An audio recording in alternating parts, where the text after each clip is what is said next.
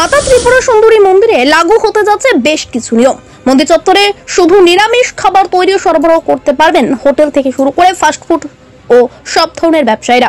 তবে এর সীমানা কতটুকু কি হবে এখনই এ নিয়ে স্পষ্ট কোনো নির্দেশ দেওয়া হয়নি। তাছাড়া মন্দির চত্বরে নেশাসহ অবৈধ কার্যকলাপ কোনোভাবেই বরদাস্ত করা হবে না, তা স্পষ্ট হুঁশিয়ারি দিয়েছেন মন্ত্রী প্রণজিৎ সিংহ রায়। তাছাড়া বেসরকারি উদ্যোগে যে যেমন খুশি বিভিন্ন প্রতিষ্ঠান বিল্ডিং নির্মাণ করেছেন, এক্ষেত্রে কিছু বিধিনিষেধ প্রয়োগ হতে পারে বলে ইঙ্গিত দিয়েছেন মন্ত্রী। স্থানীয় বিধায়ক অভিষেক দেব রায়কে সঙ্গে নিয়ে কি বলছেন শুনুন। যে মাতা ত্রিপুরেশ্বরী মন্দিরের একটা নির্দিষ্ট সীমানা ধরে যেখানে পবিত্রতা থাকে এখানে, এবং এই ধরনের মাংস, মাংস, ডিম, পেঁয়াজ, রসুন যাতে কোনো ব্যবহার না করা যায়, তার জন্য একটা আমরা চিন্তা ভাবনা করছি। যদিও আমাদের এটা পঞ্চায়েত এরিয়া, যেমন মায়ের মন্দিরের থেকে কোনো উঁচু বিল্ডিং আশপাশ হতে পারে না, এটা হওয়া উচিত না, আমরা দেখিনি আগে কোথাও। কিন্তু সেগুলো যাতে না হতে পারে তার জন্য সরকার নিয়ম আইন মোতাবেক সেখানে আমরা ব্যবস্থা নেওয়ার পথে এগিয়ে চলেছি। এগুলো হবে না, এবং আপনার মানে এরকমই যে সেখানে যাতে একটা নির্দিষ্ট এরিয়া দেখা হবে, ডিস্ট্রিক্ট ম্যাজিস্ট্রেট ওটা দেখবেন যে কতটা নির্দিষ্ট এরিয়ার মধ্যে যাতে কোথাও আমাদের এই জিনিসগুলো না থাকে, আমিষ শব্দটা মানে না থাকে, নিরামিষ শব্দের মধ্যে থাকে, তবেই তো পবিত্র থাকে।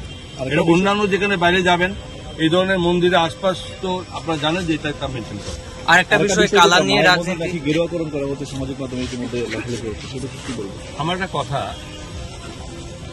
যারা রাজ্যের উন্নয়নকে স্বাভাবিকভাবে না মেনে নেয়, যারা উন্নয়ন দেখলে তাদের একটা মানে বিরূপ প্রতিক্রিয়া হয় যে আরে এত উন্নয়ন করলে কি করা হবে, অনুন্নয়ন তো ওরা করেছে যারা বলছে, এবং তারা তো চাইবেই যে ভালো জিনিস যাতে না হয়ে যায়। মাতা ত্রিপুরেশ্বরী মন্দিরের রং কি ছিল এবং বর্তমানে কি রং আছে এবং কি ছিল অতীতে, আর সেটা আছে মাতা ত্রিপুরেশ্বরী পরিবর্তন ত্রিপুরেশ্বরী মা নিজেও যদি করে তবে, আদারওয়াইজ কারো করার ক্ষমতা নেই। সুতরাং এটা এইভাবে যারা বলছে তারা আসলে নাস্তিক, এরা ধর্ম মানে না। মাতা ত্রিপুরেশ্বরী মন্দিরে যারা বলছে তারা কখনো পা রেখেছে কিনা, এগুলো আপনাদের কাছে আমি উল্টো প্রশ্ন রাখবো।